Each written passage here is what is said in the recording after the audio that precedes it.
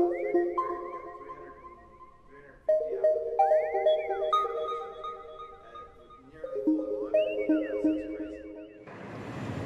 as we move through to the next one, this is employee experience.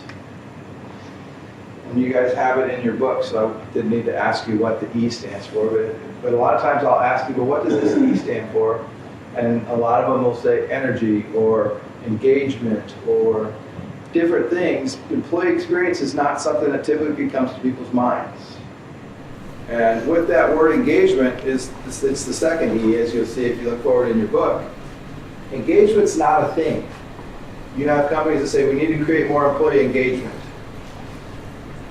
You don't just create engagement. You create an experience. You create an environment. You create opportunities. You create leadership.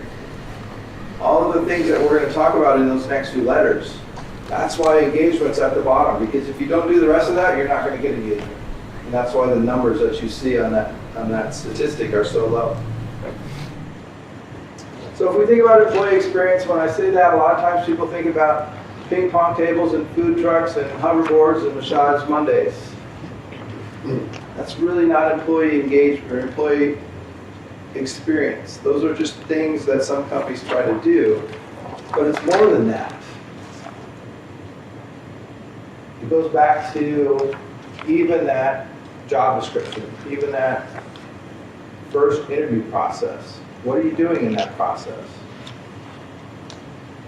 Are you leaving them hanging for a long time, or are you responding to their email or their resume with an email in the first 24 hours so that they know you're interested in them as a candidate? We have 2 positions open right now. We have a VP of People, an HR position, and we have a CMO position. And over about a 3-week period, we got 350 applicants for those 2 positions. And with nearly full employment in the U.S., that's crazy. Most of them are in a current position. Probably 80 to 85% of them are already in a current position. They're just looking for something better. What kind of employee experience do you think they're having in their current company if they're a vice president of HR level or a chief marketing officer? And 85% of those resumes that we got are currently employed. They probably can't say, I love my job. And so those are the kinds of things that as owners of companies or in charge of large organizations, do you know what your people are thinking? Do you know how many people are out interviewing?